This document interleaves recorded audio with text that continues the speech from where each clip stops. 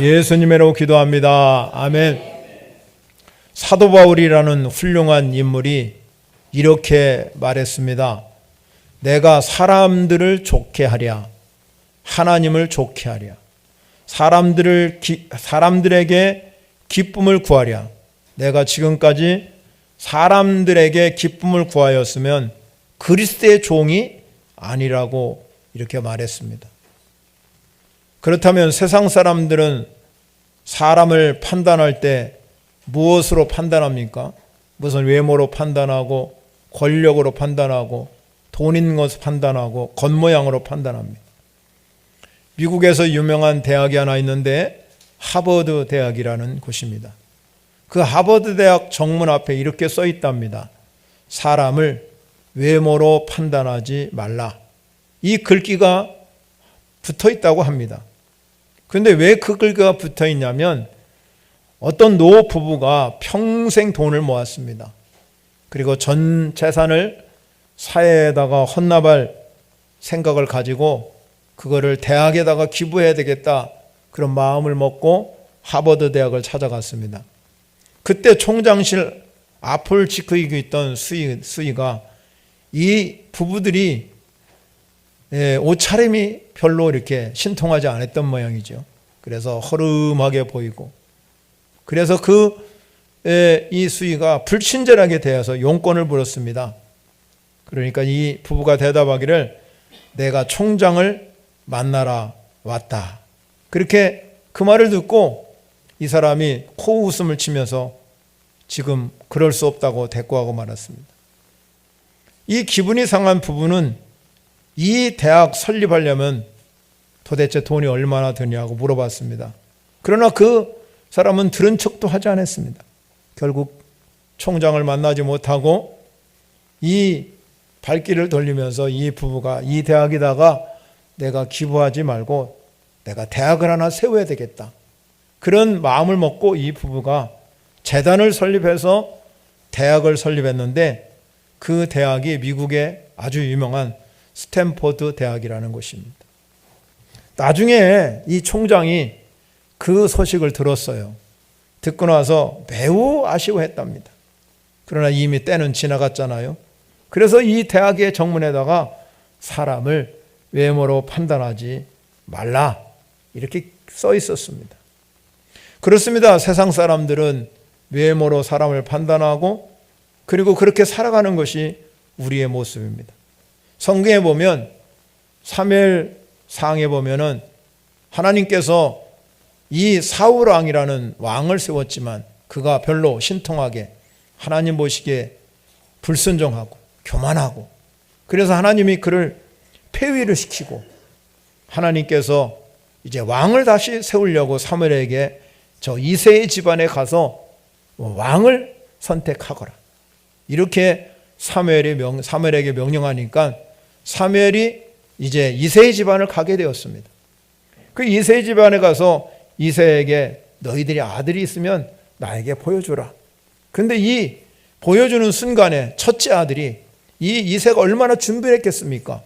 우리 집안에 왕이 탄생한다는데 얼마나 여러분 준비를 많이 했겠습니까? 그래서 이 사무엘이 올 때 가장 이 이새가 그래도 내놓을 만한 사람이 첫째 아들이거든. 이 첫째 아들을 엘리압이라고 성경 이름이 기록하고 있는데요. 그 엘리압을 딱 갖다가 이 사무엘에게 보여주는 순간 사무엘의 마음에 홀딱 반한 거예요. 너무 잘생기고 너무 키도 크고, 그러니까 하나님께서 그의 이 사무엘에게 기름 부으려고 딱 생각할 때 하나님이 이 사무엘에게 뭐라고 하냐면 하나님은 그에게 왜 용모나 키를 보지 말라. 사무엘상 16장 7절 하반절에 이렇게 말합니다. 사람은 외모를 보거니와 나 여호와는 중심을 보느니라. 중심을 보신다는 거잖아요. 그래서 여러분 그 가정에 이 일곱째 아들까지 다 지나갔다 성경에 기록하고 있습니다. 그 셋째 아들까지만 이름이 기록되어 있고 나머지 네 아들은 이름도 없어요. 그래서 사무엘이 그 가정에 가서 그렇게 말해서 그러면 너네 집안에 하나님이 분명히 이 집안에 왕권을 세워준다고 그랬는데 도대체 혹시 또 아들이 없냐 그러니까 있긴 있지만 걔는 지금까지 이 7명의 대면은 전혀 왕이 될 자격이 없었어. 그러나 하나님은 다윗을, 이 사도 바울이 뭐라고 하냐면 이세 아들 다윗을 만나니 내 마음에 맞는 사람이다. 하나님이 딱 맞는 사람, 이 다윗을 왕으로 세운 사건이 기록되어 있습니다. 하나님께서 우리가 세상을 살아가면서 우리가 하나님을 아버지로 모시고 살아요. 그래서 우리는 하나님을 그냥 하나님이라고 부르지 않냐고. 뭐라고 부릅니까? 하나님 아버지, 아빠 아버지라고. 그러면 하나님 아버지로 모시고 살아가는 저희들, 이 하나님 아버지란 뜻은, 이 아버지란 뜻은 어떤 뜻이냐면 진리 성전이란 뜻입니다. 성경은 우리에게, 사도 바울은 이렇게 말해요. 우리 마음이 성전이다. 내 마음이 성전이기 때문에 여러분이 하나님을 아버지로 모시고 산다. 이 의미는 진리가 내 안에 있다는 것입니다. 진리가 내 안에 있는 성도들은 진리에 따라서 살아가는 거예요. 예수님 말씀하죠. 내가 길이요 진리요 생명입니다. 나로 말미암지 않고는 아버지께로 올 자가 없느니라. 그러면 내가 길이요 진리요 생명 되신 예수 그리스도 그분을 통해서 아버지께 가잖아요. 그래 예수님도 진리시고 하나님도 진리. 여러분 안에 아버지, 내가 하나님을 아버지로 부르며 아버지로 모시고 살 때 진리 성전이 되는 거예요, 여러분들. 진리 성전. 그러면 이 진리가 내 안에 거하면 우리가 자연적으로 그 사람은 하나님 앞에서 어떻게 살까를 고민하고 사는 거예요. 하나님이 나를 보실 때 어떻게 생각할까? 하나님과 교제하며 하나님의 말씀에 순종하면서 어떻게 하면 하나님의 뜻대로 살까를 부단히 생각하며 노력하고 사는 사람이 아버지를 모시고 사는 사람이에요. 오늘 본문에 하나님이 이사야 선지자를 부르셔요. 그런데 이사야 선지자를 하나님이 부르실 때 이 오늘 본문 이사야서 6장 1절에 보면 이렇게 기록하고 있습니다. 우시야 왕이 죽던 해에 내가 본즉 주께서 높이 들린 보좌에 앉으셨는데 그의 옷자락은 성전에 가득하였다는 거예요. 이 그의 옷자락이 성전에 가득한 걸 보았어요.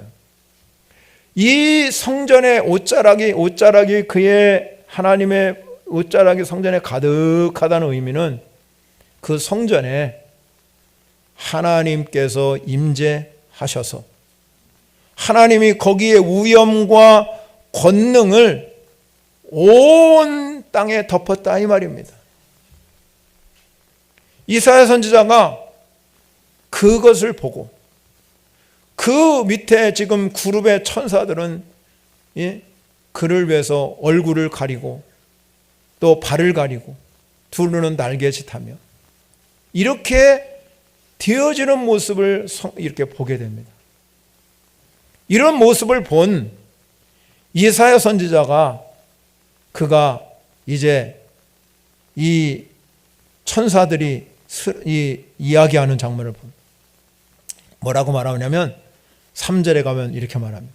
서로 불러 이르되 거룩하다 거룩하다 거룩하다 만군의 여호와여 그의 영광이 온 땅에 충만하도다. 이렇게 이 밑에 하나님의 그 보좌의 성전에 가득 차 있으니까 이 천사들이 하나님께 영광 올려드린 거잖아요. 그 영광 올려드리는 장면이 바로 거룩하다 거룩하다 거룩하다. 그리고 그의 영광이 온 땅에 충만하게 물이 바다 덮음같이 여호와의 영광이 온 땅에 충만히 임한 은혜의 경험을 이 이사야 선지자가 하게 됩니다. 그런데 이사야 선지자가 이 모습을 보고 어떻게 합니까? 4절에 보면 이렇게 말합니다. 이같이 화답하는 자의 소리로 말미암아, 이 화답하는 소리로 말미암아 문지방이 터가 요동하며 성전의 연기가 충만한 모습을 보게 됩니다. 이 이사야 선지자는 하나님의 임재하는 모습 속에서 이 성령의 놀라운 역사가 일어나는, 성전이 연기에 충만한 것은 성령이 임재하는 것을 보았습니다. 여러분, 우리가 신앙생활하면서 중요한 게 무엇입니까? 성령의 능력을 체험해야 될 줄 믿으시기 바랍니다. 성령의 역사가 여러분 가운데 임하셔야 된다. 그러면 우리가 하나님 앞에 살아갈 때 어떻게 살아갈 건가? 분명한 이 초점이 있는 거예요. 확신이 있는 겁니다. 이사야 선지자가 이런 모습을 보고 제일 먼저 이 살아가는 삶에 대해서 뭐냐면 하나님께 영광 돌리면서 살아가는 삶의 자세를 가졌다는 것입니다. 여러분, 오늘 이 스랍에 있는 이 천사들이 이 뭐라고 그랬습니까? 이 천사들이 뭐라고 얘기하냐면 서로 불러 말하기를 거룩하다 거룩하다 거룩하다. 만군의 여호와의 그의 영광이 온 땅에 충만한 걸 봤어요. 그러니까는 이 이사야 선지자도 그 모습을 보면서 정말로 인간이 살아가면서 하나님께 영광 돌리고 사는 저 천군 천사도 하나님께 영광 돌리는데 우리도 하나님께 영광 돌리고 사는 것이 하나님의 뜻인 것을 알게 되었습니다. 여러분, 요한이 밤모섬에서 환상을 보게 되지요. 그리고 요한계시록에도 똑같은 말이 써 있어요. 요한계시록 4장 8절에 가면 네 생물이 각각 6날개, 여기는 스랍으로 기록되어 있지만 요한계시록은 네 생물로 기록되어 있는데 이 네 생물이 6날개를 가졌다고 합니다. 그리고 6날개 똑같이 가졌습니다. 그 안에 주위에는 눈들이 가득하고 그들이 밤낮 쉬지 않고 이르기를 거룩하다 거룩하다 거룩하다 주 하나님 곧 전능하신 이여 전에도 계셨고 이제도 계시고 장차 오시리라 하고 그 생물들이 보좌에 앉으사 세세토록 살아계신 이에게 영광과 존귀와 감사를 돌리더라. 그러므로 우리 그리스도인들은 사도 바울이 고린도전서 6장 19절과 20절에 보면 너희 몸은 너희가 하나님께로부터 받은 것이기 때문에 이 하나님께로부터 받은 너희 가운데 계신 성령의 전인이라는 것을 알지 못하느냐. 그렇기 때문에 우리가 예수 그리스도의 값으로 사신 것이 되었기 때문에 너희 몸으로 하나님께 영광을 돌리라 그랬습니다. 사랑하는 성도 여러분, 오순절 날이 임해서 우리가 성령이 바람처럼 불처럼 각 사람 위에 임했습니다. 각 사람 위에. 성령은 여러분 바람처럼 공동체 위에, 오늘 현독교란 이 공동체 위에 하나님의 바람 같은 성령이 임하게 하시지만 바람 같은 성령님이 이 자리에 있다 할지라도 각 사람 위에는 불 같은 성령님이 임하게 되는 것입니다. 여러분, 우리가 오늘 이 시간에 우리 안에 성령이 전이라고 하면 오늘 이 이사야 선지자가 그의 옷자락에 성전이 가득하고 성전이 연기가 충만한 것처럼 여러분 안에 강력한 성령님이 불같이 임하는 역사가 일어나시기를 바랍니다.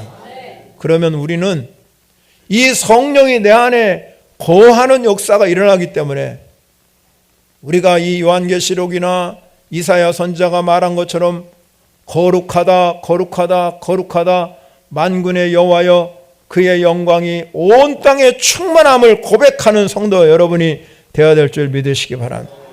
하나님께 영광을 돌린다는 뜻은 하나님의 본질을 이해하는 것, 하나님의 하나님 되심을, 하나님은 살아계시고 하나님은 우리와 함께 계시고 여러분의 인생을 주관하시는 분이 하나님이기 때문에 그 하나님께 영광 돌린다는 것은 하나님이 하나님 되심을 인정하는 거예요.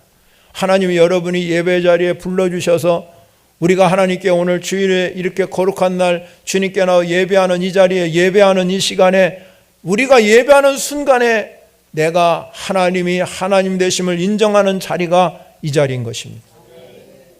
하나님 앞에서 우리가 어떻게 살아가야 하느냐, 딱 답은 한 가지예요. 오직 하나님께 영광을 돌리면서 늘 감사하며 사는 거예요.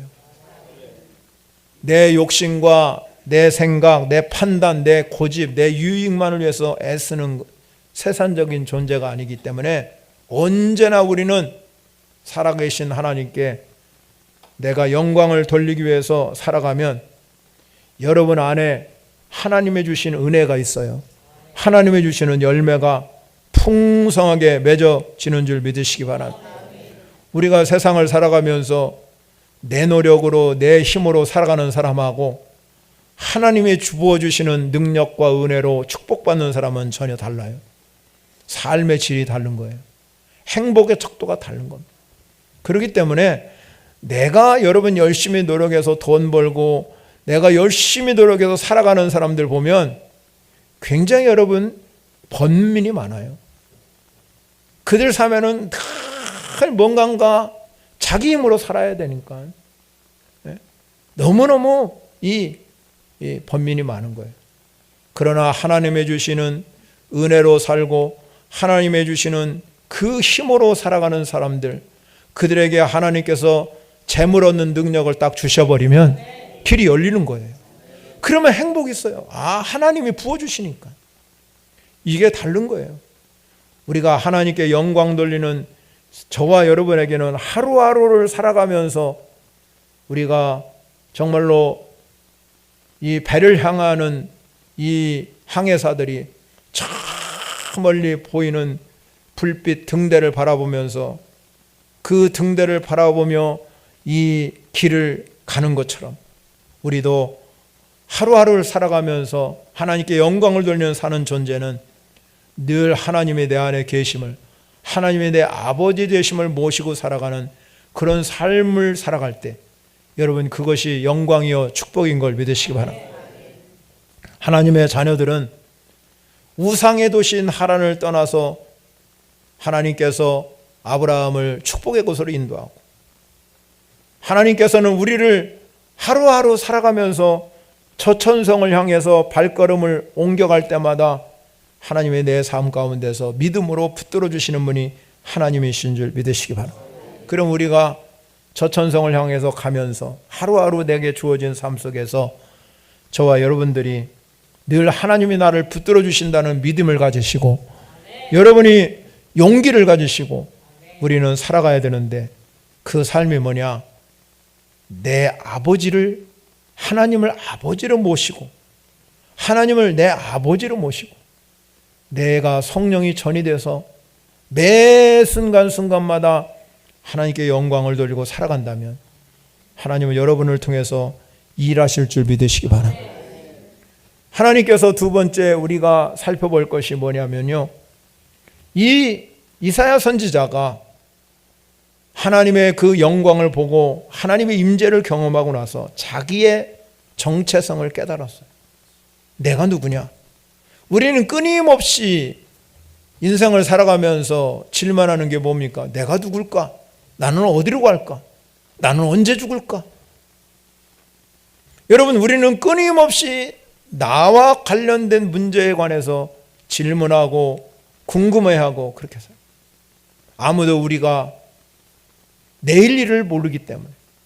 그러나 성경은 우리에게 분명히 우리에게 제시해주는 단어가 뭡니까? 인간은 죄인이라는 사실입니다.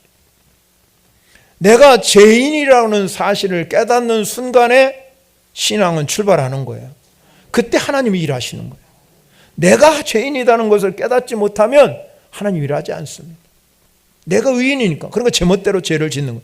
세상에 나가도 전혀 죄를 지어도 하나님 두려워하지 않습니다. 하나님 금방 여러분 벼락으로 때릴 것도 아니고, 나를 불로 심판할 것도 아니고, 그러니까 하나 두려움이 없어요. 왜 두려움이 없습니까? 하나님이 지금 나에게 뭔가 뭐 내가 죄를 지면 막 그냥 불로 심판하든지, 하나님이 나를 막 그냥 저 뭐 번개를 쳐서 나를 죽이든지, 그렇게 하면 여러분 사람이 두려워하겠죠. 근데 하나님은 공의의 하나님이십니다. 그렇게 여러분 째째하게 그 사람이 막 죄를 범하고 그런다고 해서 거기 가서 뭐 하나님 때려버리고 그 사람은 환난을 주고 그러지 않아요. 하나님은 공의의 하나님이고 사랑의 하나님이시기 때문에 모든 인류에게 똑같이 적용되는 거예요. 그러나 여러분 중요한 것이 뭐냐면, 여러분 내가 죄인이라는 걸 깨닫는 순간에 하나님이 일하십니다. 하나님의 하나님 되심을 인정하기 시작하는 거예요. 내 인생은 내가 사는 것이 아니라 하나님이 살게 해주시는 것이다. 그래서 예수님이 이 땅에 오셔서 제일 먼저 복음을 전파하면서 하신 말씀이 우리 너무나 잘 알잖아. 회개하라, 천국이 가까웠느니라. 주님이 제일 먼저 하실 말씀이 다른 말씀 아니에요. 회개를 선포했습니다. 왜? 이게 복음의 출발점이기 때문에.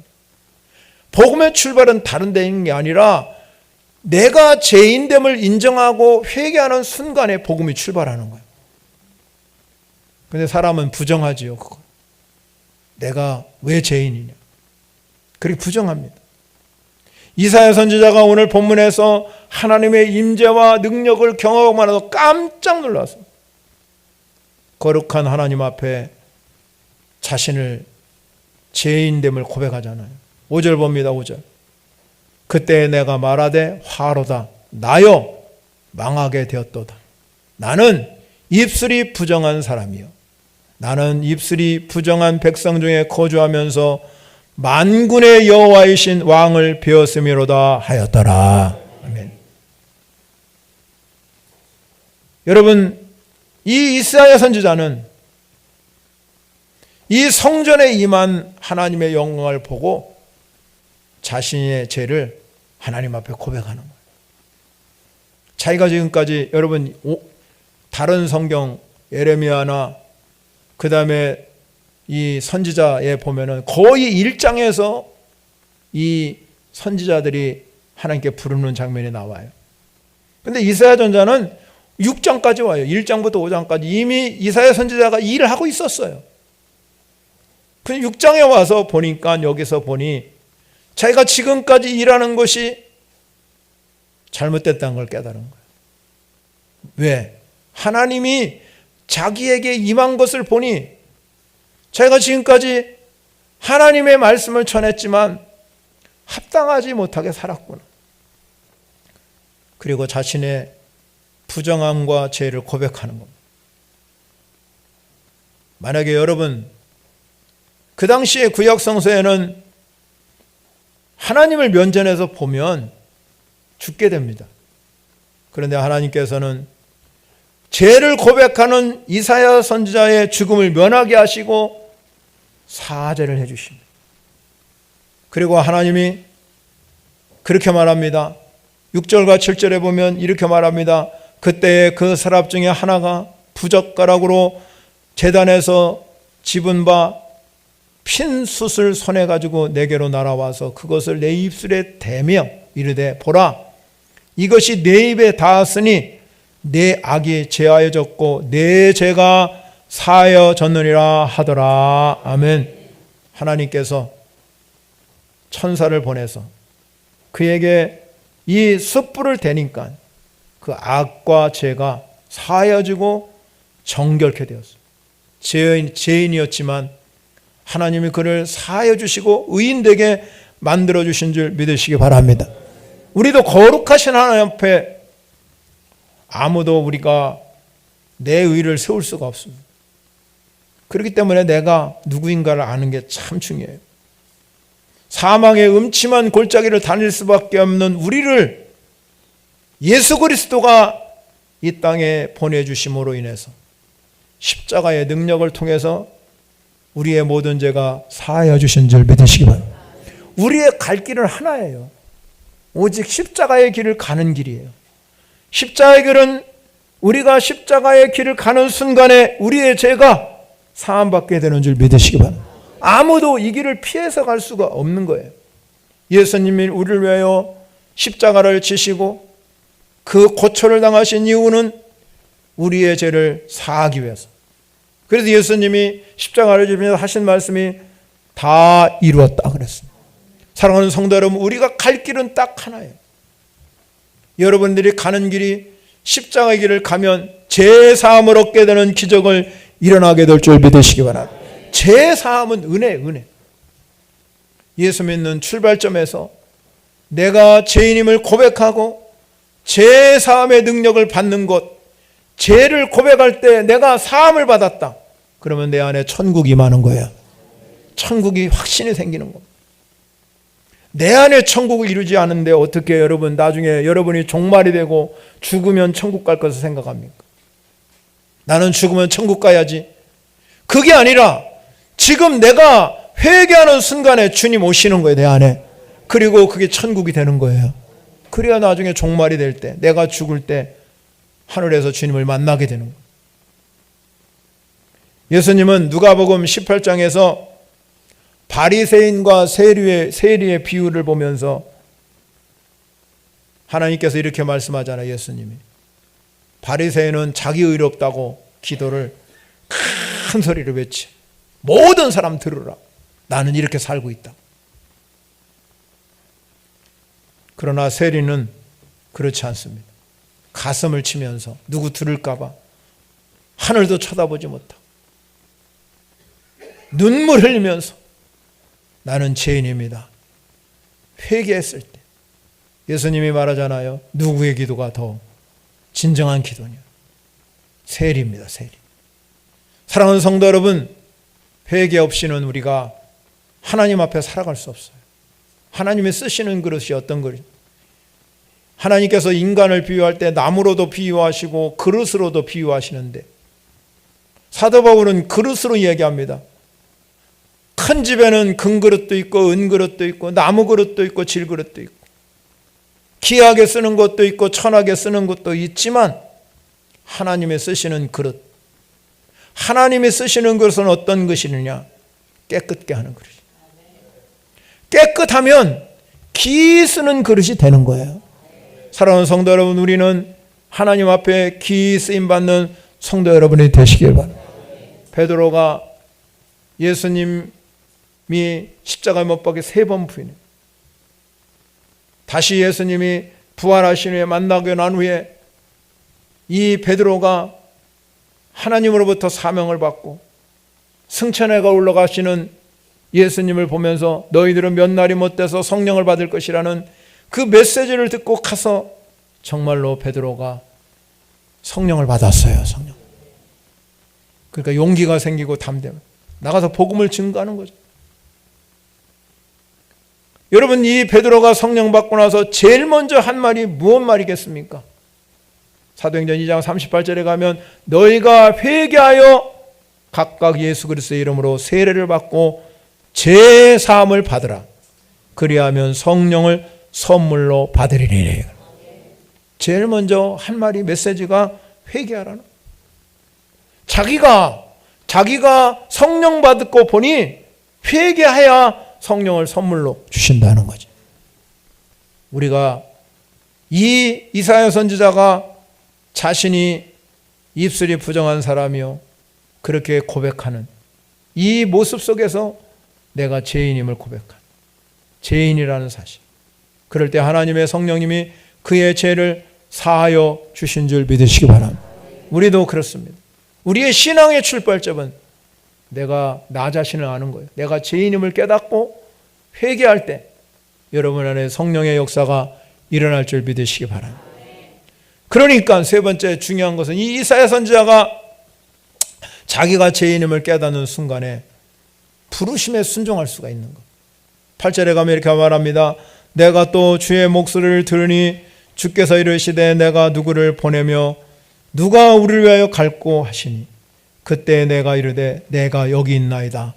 나를 보내소서 하였더라. 이사야가요 자기가 죄가 정결케 한 이 죄를 정결케 하는 은혜를 받으니까 하나님의 부르심에 즉각적으로 순종합니다. 내가 누구를 보내며 누가 우리를 위해 갈고, 이렇게 하나님께서는 끊임없이 어제나 오늘이나 지금까지 자신을 위해서 일할 사람을 찾고 계십니다. 하나님은 이 땅에 사람들에게 위임해 주셨기 때문에 하나님이 직접 나타나서 일하는 게 아니라 하나님의 사람을 통해서 세상을 변화시키고 세상을 하나님께 영광을 돌리게 만들고 하나님의 사람을 통해서 복음이 땅끝까지 증거하시기를 원하시는 분이 하나님이십니다, 여러분. 하나님이 여러분 사람의 도움을 필요해서 이사야 선지자를 부른 게 아니라 하나님은 오늘 이 이사야 선지자가 5절에 고백한 것처럼 뭐라고 하면 만군의 여호와이신 왕, 만군의 여호와이신 왕을 내가 배웠다고 그러잖아요. 하나님은 전능하신 만군의 여호와 하나님인 걸 믿으시기 바랍니다. 이 전능하신 만군의 여호와라는 게 뭡니까? 이 만군의 여호와라는 뜻은 전쟁의 신이다 라는 뜻이 있어요. 전쟁의 신이라는 것은, 전쟁은 이 장수들과 장수, 왕과 왕이 싸우잖아요. 그런데 승리할 수도 있고 실패할 수 있지만 만군의 여호와는 전쟁에 나가면 승리의 신이에요. 한 번도 패하지 않습니다. 그렇기 때문에 만군의 여호와는 전능하신 하나님이십니다. 그런데 하나님께서는 우리의 이 연약한 우리를 하나님의 사자로 부르시고 하나님이 여러분의 일꾼으로 부르셔서 이 땅에 주의 몸된 교회에서 하나님께서 여러분을 통해서 일하기를 원하시는 줄 믿으시기 바랍니다.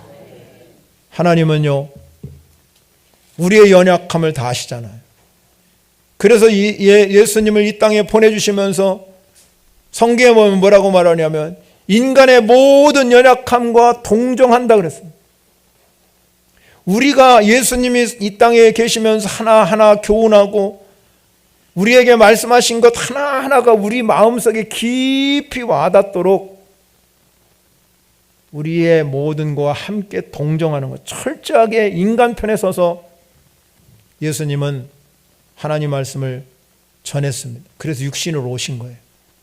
우리가 똑같은 방법으로 살아가면서 우리를 깨닫게 하기 위해서 철저하게 우리의 연약함을 동정하시면서 하나님의 말씀을 전하신 분이 예수님인 걸 믿으시기 바랍니다.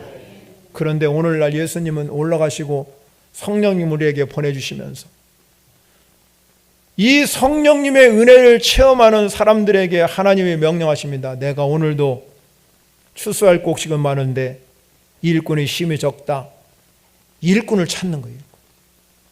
여러분, 우리가 주의 몸된 교회에 오셔서 여러분 누가 여러분에게 일해 주십시오, 일하, 그게 아니에요. 교회는 여러분 모든 성도들이 성령에 힘입어서 하나님 말씀하실 때가 내가 자원하는, 헌신하는 거예요. 내가 일하는, 주의 몸된 교회를 내가 충성하지, 누가 여러분 말해서 충성하는 게 아니라 내가, 하나님이 나를 보내주십시오, 나를 보내십시오, 이사야 선지자에게 말한 것처럼 그렇게 하는 거예요. 세계 선교를 감당하는 많은 선교사들이 여러분 어떻게 그 일을 감당하겠습니까? 하나님께서 그들을 부르셨기 때문에 세계로 나가는 거예요. 우리나라에서 전 세계 어느 곳곳에 가봐도 한국 사람이 많은데요, 우리나라 디아스포라가 엄청난 인원이 세계에 흩어져서 살아가는데요, 지금 여러분 우리나라가 중국과 저 유대인보다도 더 만큼 세계 각곳에 퍼져나가 거기에서 복음을 증거하는 사람들이 수도 없이 많아요. 왜 그들이 그렇게 세계를 향해서 달려가겠습니까? 돈 벌려고도 가겠지만 그렇지 않다는 거예요. 전쟁이 일어나는, 여러분 저 아프가니스탄이나 그런 나라에서도 전쟁이 일어나게 되면 전쟁하는 데서도 한국 사람은 도망도 안 간대요. 거기서 장사를 한대요, 장사. 왜 장사하는지 아세요? 죽든지 살든지 둘 중에 하나라고. 그 장사가 더 잘 된답니다. 다 갔으니까. 어디 가든지 살아남는 사람이 한국 사람이에요. 어디든지 가서 목숨 걸고 막 하니까. 그런데 여러분, 그를 통해서 하나님의 복음이 땅끝까지 증거하게 만드시는 분이 하나님인 걸 믿으시기 바랍니다. 여러분, 우리가 오늘 이사야 선지자가 자기를 보고 나서 하나님께 나를 보내주십시오. 내가 누구를 보내며 누구를 하여 갈고 하나님의 음성을 들을 때 이 이사야 선지자가 순종했습니다. 내가 여기 있나이다. 나를 보내소서.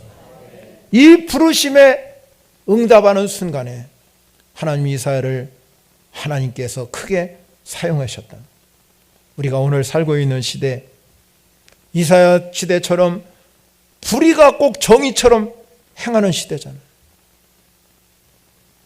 그래서 우리가 아무리 불을 행해도 국회의원 가면 당선되는 거예요.